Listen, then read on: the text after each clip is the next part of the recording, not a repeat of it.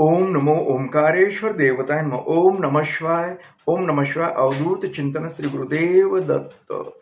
मंडळी, शंका समाधान या कार्यक्रमात मी संगमेश्वर गिरी श्री क्षेत्र ओंकारेश्वर देवस्थान बिलोद्यान जानेगाव इथून आपलं सर्वांचं हार्दिक स्वागत करतो. मंडळी, आज मी एक तुम्हाला तोडगा सांगतोय आणि तो तोडगा आपल्या घराच्या संदर्भात आहे. म्हणजे घरामध्ये आपण सुखी समाधानी राहू शकत नाहीत. आपण एखादं नवीन घर घेतलेलं आहे. कुणाचं 4 वर्षापूर्वी घेतलंय, कुणाचं आता 4-2 महिन्यामध्ये घेतलंय, अथवा पूर्वी कधी घेतलेलं असेल. ज्यावेळेस आपण नवीन घर घेतो आणि अथवा नवीन ठिकाणी कुठे राहायला गेलो किरायानं सुद्धा, तर त्या घरामध्ये, त्या बंगल्यामध्ये तुमचं मन लागत नाही. मन लागत नाही ही एक गोष्ट झाली. घरामध्ये तुम्हाला सुख समाधान वाटत नाही. तर अगर कुठले काही कामं करायलो तर कामाला यश येत नाही. अशा बऱ्याच गोष्टी असतात आणि घरामध्ये बऱ्याच वेळेस झोप पण शांत लागत नाही, मनसोक्त झोप लागत नाही, थोडक्यात समाधान लाभत नाही. मग अशा वेळी आपण जाग्याचा दोष म्हणतो अथवा कुठलं काहीतरी. आता जाग्याचा दोषच म्हणून नसतं. आता कोणाला माहिती आपलं ही मटेरियल, ही जी बिल्डिंग बांधण्यासाठी, घर बांधण्यासाठी कुठून आलंय, काय आलंय, काही माहीत नसतं. आता सगळ्यात महत्त्वाचं कारण सांगतो, जागेचा तर दोष हा असूच शकतो, पण दुसरी गोष्ट मी तुम्हाला एक सांगतो, ही कुणाच्याच लक्षात येत नाही. ती गोष्ट अशी आहे की ज्या वेळेस, आता तुम्हाला तर माहीत नाही घर बांधताना कुठून आपली वाळू आली, काय आली. जी वाळू असते, वाळू म्हणतो ना, वाळू, ती वाळू जी असते ती नदीतून आलेली असते. लक्षात घ्या, फार गंभीर विषय हा. कुणाच्याही लक्षात येत नाही. लक्षात घ्या, कुणाच्याच लक्षात येत नाही. जी वाळू असते ती वाळू नदीतून येते. लक्षात घ्या, नदीतून. आणि ती वाळू नदीत असते. ज्यावेळेस आपण, बरेच लोक मृत लोकांचे अस्थी, राख वगैरे त्या नदीमध्ये विसर्जन करतात. ऐकायसारखी गोष्ट आहे बरं का, कुणाच्याही लक्षात येत नाही, म्हणून मी डबल सांगतोय तुम्हाला. काय होतं, अस्थी विसर्जन करतात. मृत्यू झालेल्या व्यक्तींच्या अस्थी ही नदीमध्ये, मोठ्या नदीमध्ये विसर्जन करतात. आणि ती विसर्जन केलेल्या अस्थी असतात, त्याच्यामुळे सूक्ष्म प्रमाणात छोटे हाडाचा तुकडा, किती गोष्ट आता कुणाच्या तरी लक्षात येते काही. जी हाड असतात ते हाडाचे बारीक सूक्ष्म तुकडे, जरी वाळू चाळून घेतली असली तरी बारीक वाळूच्याच साईजचे तुकडे झाले असते. ते ज्यावेळेस जळलं असतं त्यावेळेस ते तुकडे होतात बरेचसे. अगर ते आदळ आपट्यानं पाण्याच्या प्रवाहानं खाली फिरू बारीक तुकडे होतात. पांढरे तुकडे असतात बघा. ते वाळूसारखेच वाटतात, कुणाच्याही लक्षात येत नाही, कारण त्याला आकार बनतो, नैसर्गिक आकार होतो. ज्यावेळेस पाण्यामध्ये अस्थी टाकल्या, त्या असे फिरत पाण्याच्या प्रवाहाबरोबर ते दगडाच्या असं फिरत ते वरलं ते टवचल निघत त्याला आकार येतो, गोलपणा येतो. दाण्यासारखे होतात, वाळूसारखे होतात ते तुकडे, एकदम गोल होतात. ते कुणालाही वाटत नाहीत की हाडाचे तुकडे म्हणून. आणि हेच वाळूच्या स्वरूपात वाळूसारखेच साईजचे होतात. आणि ती वाळू आपण आपल्या घराच्या बांधकामासाठी वापरतो. आता तुम्ही जरी भूतं कुणाला देऊन टाकले असते, कॉन्ट्रॅक्टमध्ये देऊन टाकलंय, तुम्ही हे वाळू आणा, ती बांधा, सगळं फक्त पैसे देऊन तुम्ही मोकळे झालात, खरं आहे. पण ज्या ठिकाणाहून ती वाळू आलेली आहे त्या ठिकाणी अस्थी विसर्जन झालेल्या असतील. ती अस्थी जी असतात त्याच्यातून जी वाळूसारखे कण जे असतात, ते जे एखाद्या मृत व्यक्तीचे आलेले कण वाळूच्या स्वरूपात आपण ते बांधकामाला वापरतो, आपल्या भिंतीमध्ये वापरतो. आणि ती व्यक्ती कशाची होती, कसली होती, काय होती, हे आपल्याला काहीच माहीत नसतं. पण आपल्याला जरी माहीत नसलं, काही नसलं, पण ती व्यक्ती त्याच्या अतृप्त आत्म्याद्वारे आपल्या त्या वाळूच्या, त्या कणाच्या आपण अस्थिद्वारे तुमच्या घरामध्ये पोहोचते. आता घरामध्ये तुम्हाला खरं वाटणार नाही अशा गोष्टी, पण आहे. आणि ती वाळूच्या स्वरूपात आल्यामुळे ती जी समजा अतृप्त व्यक्तीचा आत्मा आहे, तो आत्मा तुमच्या घरामध्ये भटकत असतो. आता बऱ्याच वेळेस आपल्याच नातलगाचे आत्मे भटकतात, ते तर झालंच झालं, पण हे बाहेरचे सुद्धा आत्मे अशा पद्धतीनं घरामध्ये येतात आपल्या. येत आहे का लक्षात तुमच्या? तर अशा पद्धतीनं आलेले आत्मे आहेत, ते आत्मे आपल्याला सुख लाभू देत नाहीत. गंभीर गोष्ट आहे ही, कुणाला लक्षात येणार नाही, मी परत तेच सांगतोय. तर ते जे आत्मे तुमच्या घरामध्ये प्रवेश करतात, तुमच्या घरामध्ये वावरत असतात आणि आपल्याला ह्या अशा भानगडी तयार होतात. घरात मुलांबरोबर पटत नाही, कुणाबरोबर विचार जुळत नाहीत, आपली चिडचिड होते, लक्षात घ्या. आपल्याला आरोग्य चांगलं लाभत नाही, हे लक्षात घ्या. आपल्याला आरोग्य लाभत नाही, आपलं काही ना काही दुखतं, डॉक्टरकडे तितक्या पुरतं बरं वाटतं, परत आहे ते आहे.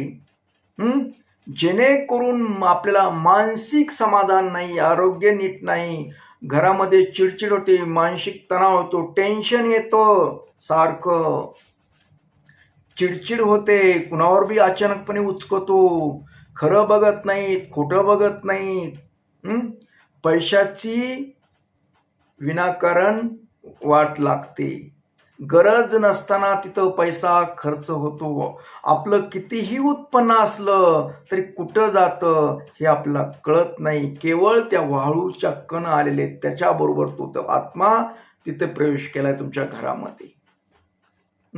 माना न माना हा ज्याचा त्याचा प्रश्न आहे. आपण म्हणतो आमचं तर काही नाही असं झालं, तर हे असं होतं, लक्षात घ्या. तर तो आत्मा आपल्याला हा अशा प्रकारे त्रास देतो आणि मग ही त्रास होत असते. आपल्याला काही आपल्याला मेळ लागत नाही, घरात नवरा बायकोचं पटत नाही, मुलांबरोबर पटत, म्हणजे बऱ्याचशा अशा गोष्टी होतात. आणि आपल्याला घरात आलं की रखरख, बाहेर गेलं की बरं वाटतं आणि घरात आलं की तणतण होते जास्त. आणि घरात मध्ये जास्त आपण झोपतो, आराम करतो, त्यावेळेस ते आत्मे आपल्या शरीरामध्ये सुद्धा प्रवेश करतात आणि मग कधी कधी आपलं बाहेर सुद्धा भांडण लागतं. बाहेर कुणाबरोबर काहीतरी चकमक उडते, कुठंतरी काहीतरी होतं, कुणाला नीट बोलण्यात नाही, समोरची व्यक्ती जाणून तुमचं काही नाही चुकलं तरी तुमच्यावर खवळते, अंगावर येते, अथवा काहीतरी उलटं सुलटं, जेणेकरून तुम्हाला मानसिक त्रास होईल असं घडतं केवळ ह्याच्यामुळे. आता तुम्ही म्हणाल की मग आता दामनाला काय माहिती, कसे वाळूचे कण आले, बांधकामात आले, काय आलं, आता आम्ही काय करावं आता म्हणून काय बांधकाम पाडावं का? जरी बांधकाम पाडलं कुठून तरी अजून वाळू आलं तर परत येणारच आहे. बरोबर आहे तुमचं. तर मंडळी, आपल्याला बांधकाम पाडायची गरज नाही, काही करण्याची गरज नाही, त्यासाठी फक्त सोपा उपाय असतो. हे जे अतृप्त आत्मे असतात, जेणेकरून आपल्याला त्रास होतो, या आत्म्याला तृप्ती देऊ ज्यांना आपल्या घराच्या बाहेर लावता येतो. आता कसं लावायचं, काय करायचं, त्यासाठी एक सोपा पर्याय असतो. सगळ्यात महत्वाचं, तुमच्या घरामध्ये जिथं स्त्रीची शिवाशिव होणार नाही, म्हणजे मासिक पाळी असल्यामुळं अशा ठिकाणी हनुमानजीचा फोटो लावा एक. आणि दुसरी गोष्ट, जर तुमचं मुख्यद्वार दक्षिणेकडे असेल तर घरामध्ये एक आरसा लावा दरवाजाच्या समोर, जेणेकरून अशी जी ऊर्जा येणार आहे यमाची, अतृप्त आत्म्याची ऊर्जा, त्या आरशावर परावर्तित होऊन ती बाहेर जाईल. कारण तेवढी स्पीड असते प्रकाशाला, तशी आत्म्याला बी स्पीड असते. ते एक गोष्ट करता येते. नसेल तुमच्या दक्षिणेकडे तोंड, तर तुम्ही हनुमानजीचा फोटो लावू शकता जिथं शिवाशिव होत नाही अशा ठिकाणी. आणि दुसरी गोष्ट, ही झालं नेहमीच, पण वर्षातून एकदा तरी म्हणजे गुरुचरित्र दत्तात्रय महाराजांचं, ते सगळं म्हणजे शिवाशिव वगैरे पत्ते वगैरे सगळे नेम पाळून 2-3 दिवसात 3 दिवसाचं पारायण करा. नवनाथ ग्रंथ असतो त्याचं पारायण करू शकता, पण पत्ते पाळून. आणि हे पारायण झाल्यानंतर एक 10-5 लोक जीव घाला आणि त्या लोकांना जी समजा नवनाथ महाराजाचं जर केलं तुम्ही पारायण म्हणजे ग्रंथाचं, तर त्यावेळेस जे एक पदार्थ आहे त्यांचा, तुम्हाला जर ते नवनाथ महाराजाचा ग्रंथ वाचाल ना, त्याच्यामध्ये ती माहिती भेटेल तुम्हाला. उडदाचा वडा, उडीद वडे, उडदाच्या डाळीपासून भिजवून ते मिक्सरमधून काढून त्याचे वडे बनवून तळून ते वडा हा प्रसाद आहे नवनाथ महाराजांचा आवडता प्रसाद. ते करून ते आपल्या आलेल्या 11 लोक जे आपण जीव घातलेत बाहेरचे त्यांना तो वडा द्यायचा आहे. ते एक महत्त्वाचं असतं. थोडंसं भोजन आपलं साधं सिंपल करा, त्यांना जीव घाला पारायण करून. असं तुम्ही वर्षातून एक वेळेस करत जा.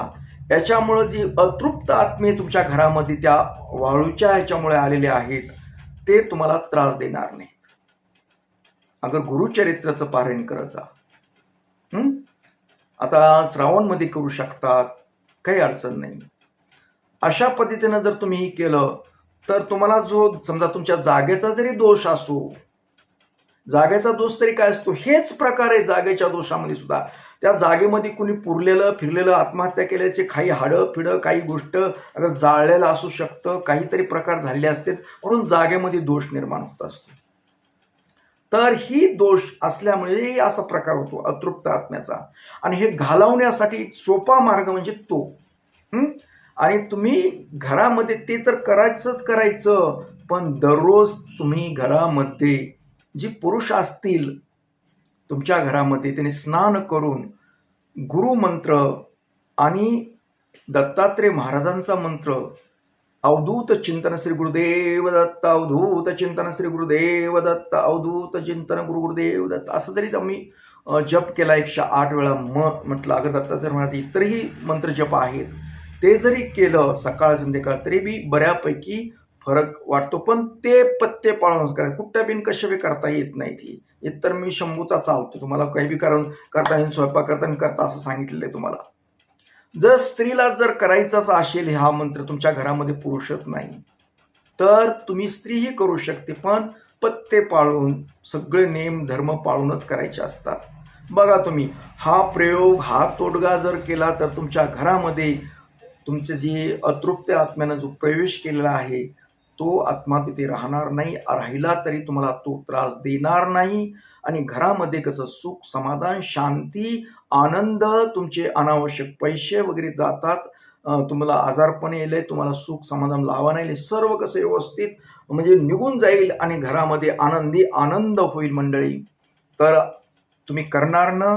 जर याच्याबद्दल तुम्हाला काही माहितीच हवी असेल तर माझा हा जी व्हॉट्सअप नंबर आहे त्याच्यावर तुम्ही मॅसेज करा, अथवा म्हणजे फक्त सायंकाळी 7 ते 11च्या दरम्यान मला फोन करू नका, व्हॉट्सअपला मेसेज करू शकता. इतर वेळेस दिवसा कधीही करू शकता. पूर्वीसारखं 9 ते 10 मी फोन घेत नाही, मंत्र जपामध्ये असतो.